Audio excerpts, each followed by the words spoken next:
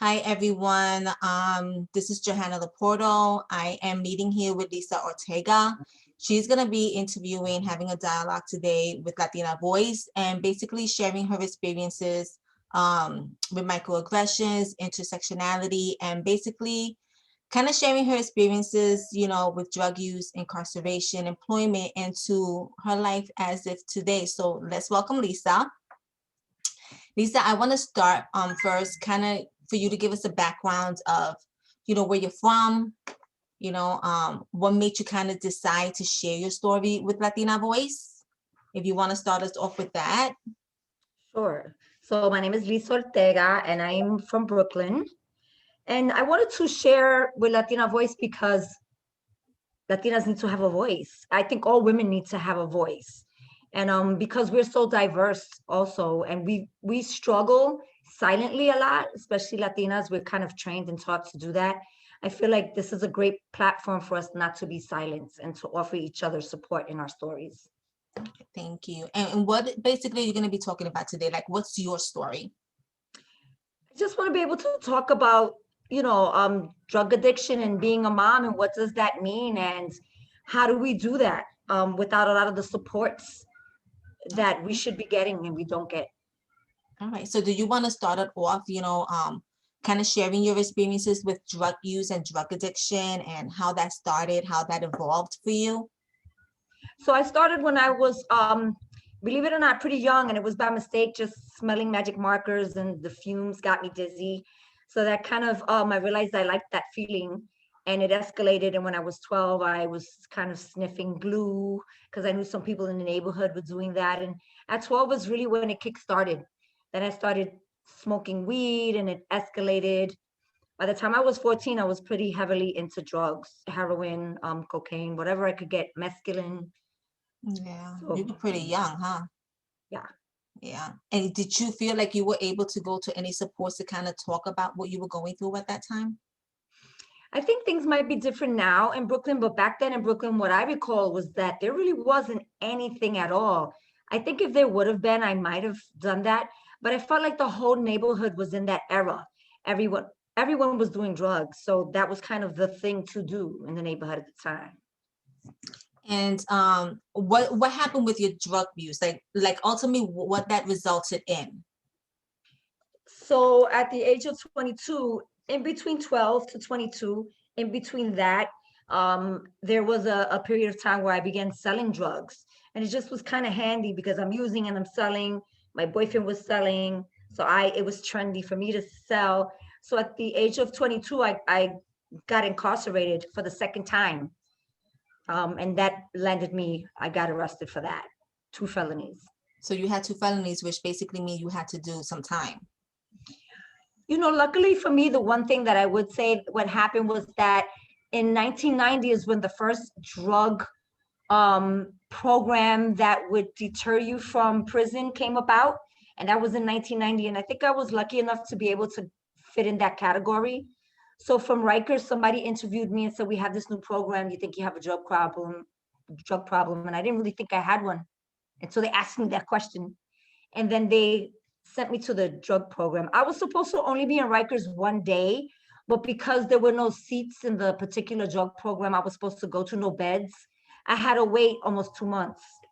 So it took me 2 months, but instead of doing the 2 to 4 that I was given, I was able to do actually 26 months in the drug program instead.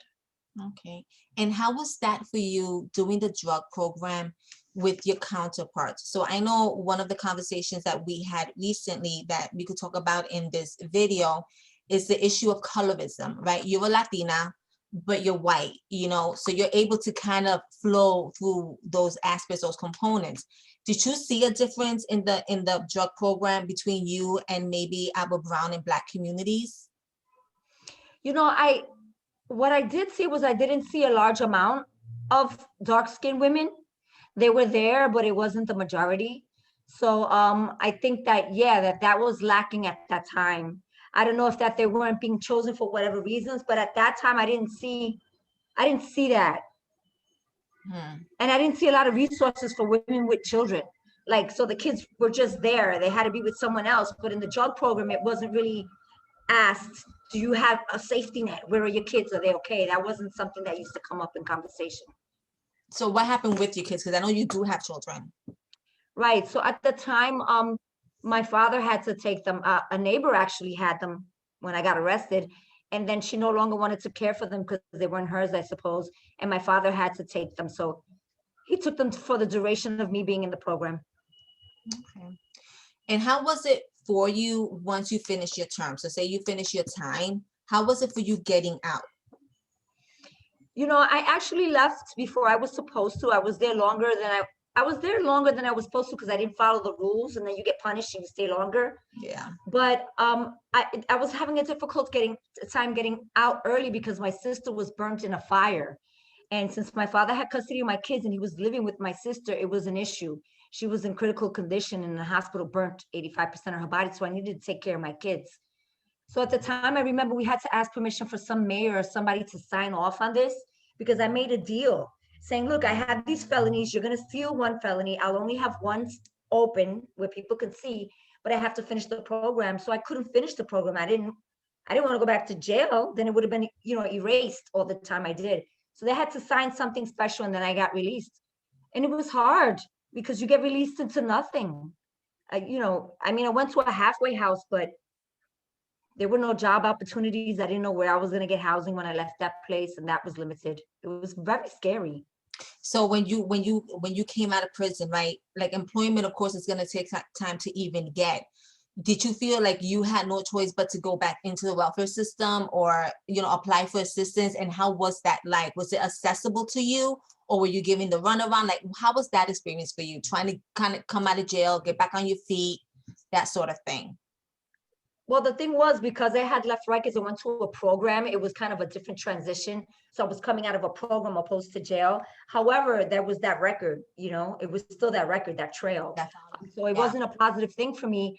And I had to actually end up going to Connecticut for about a year and a half, 2 years to be with my family because I had nowhere else to go, so yeah.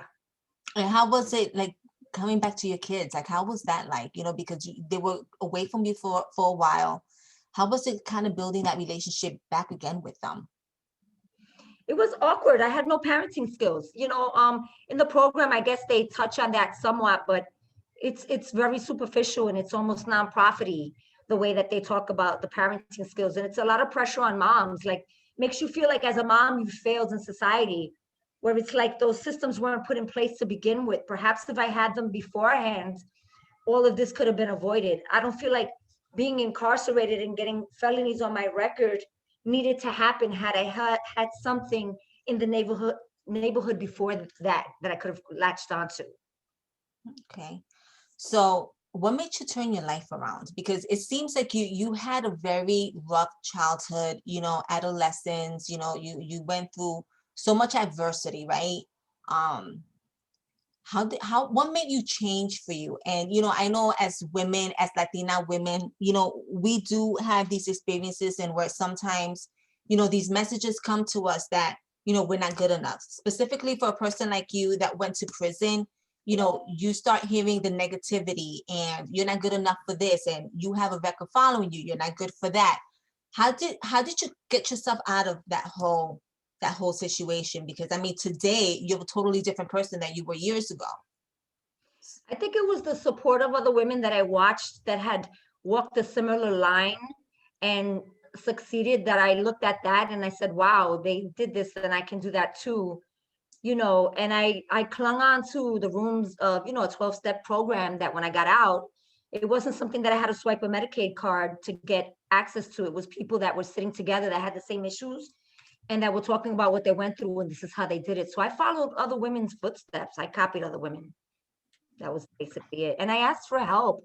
My God, I had to get so humble. I would cry on, whoever would listen to me's shoulder and say, how did you do it? Help me, and they did. Women did that for me. That's how I got better. And how many years you've been clean now? Huh? How many years you've been clean now? Oh, 30, November 1990, November 28th, 1990. So I've got 30 years clean. So, I have more years clean than I have using. And sometimes people are like, you can have a drink then, on New Year's. And it's like, No, it doesn't work that way for me. I understand what I am, and abstinence for me is really what works, and I don't try to test that or redefine myself. I know what I am. Yeah, so you have like this, I don't know, like I get this sense of empowerment from you that you're able to recognize that, like, you know your limits, you know what you can and can't do. What will be your message to other girls, other women that's kind of going through what you went through in today's time? Because things are different today, you know, like we grew up in the 90s and all that, but you know, all this pressure with social media and trying to fit in, body image and all that. What message will you want to give, you know, our other Latina women? I think just to grab onto women that you see that you admire and you want to be like that and ask for help. I think asking for help is key. I think we're trained to be all things. No one else is asked to be that except women. And especially like in our culture, we're supposed to be the glue of everything. That it's okay to have moments of vulnerability and hang on to another woman and ask her, yo, I need help. Like when I'm going through something, I have 20 different women that are in my support group that I can pick up the phone at any time and they're there for me and I know that and I don't have to speak to them every day. So I think just doing that, hanging on to other women. Not everybody's has a 10 plus so-called body according to what today's society says is beautiful, but we're all beautiful. If you really look around, I haven't seen any perfect women, straight up, honestly. We're Yeah, all imperfectly beautiful. right. And you know, I know now recently you've engaged in a lot of with the community. You do a lot of community work, right? And you also support your neighbors and your neighborhood. Tell me a little bit about that. So, I always been in, neighborhoods of color, low income. I myself have no education. The farthest I finished has been ninth grade. And, one thing that I do realize, strength comes from unity. And whenever you have the government or you have society that's trying to keep you in your own space and try to separate you from the rest, even now during this pandemic, we're kind of getting really comfortable being in our own house on Zoom. And some people don't even want to connect anymore physically. We're real comfortable with Zoom. I feel like being physically out in the community, reconnecting with our people, connects us with our ancestry. Like we're part of a garden in our community. I never gardened in my life. I don't like getting dirty. I didn't like any of that stuff. But you know what? It was a calling because our ancestors did that. So I think that being part of the community, we pick up things that we've missed before. So for me, that really keeps me excited and active. And, it helps me to love my neighbor instead of hating my neighbor. I don't like all my neighbors, mind you, but I don't feel like I need to fight with them and kill them or I wish them dead. I mean, I mess with them, but I don't have that animosity unless you're one of those special ones, that it is what it is. And then I avoid people. Yeah, but Right. Wow. I mean, your story does give a lot of strength and, you know, it's so full of hope. If you will want to give one message, just one message alone, what would it be? grab on to your sisters. Like, really like for me, the only thing that has healed me, I mean, I had breast cancer this year and it was other women that kept me from being insane. I didn't want to take the medication afterwards because they said it had side effects. I was fearful of losing my hair. I've been taking the medication. I'm fine. Why? Because other women said, I got you, boo boo. Take that pill. You're going to be good. And it was because other women that went through it helped me. So that one message I would say is like, hang on to the women. It's the women that are going to save us. That's really good. Um, I mean, I really don't have any other questions for you. Is there anything else you want to share with us? I mean, I just think that this platform is something that I'm excited about because, like I said, I think that we need to have a platform where we could talk honestly about some of the challenges we go through, and just be able to connect with people maybe we would normally never connect with because they're long distance or far away.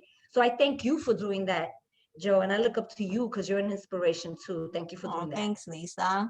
I mean, that is the goal of Latina Voice, is to just give our sisterhood and, you know, all of our minority groups, all of us that are being marginalized in the community, you know, we have a responsibility, like you said, to kind of unite and support each other, instead of just kind of tear each other apart, you know. So I do really want to thank you for being one of our first guests. And I'm hoping you could put out the word out there for others, because this platform is going to be specifically for that, just to kind of tell our stories.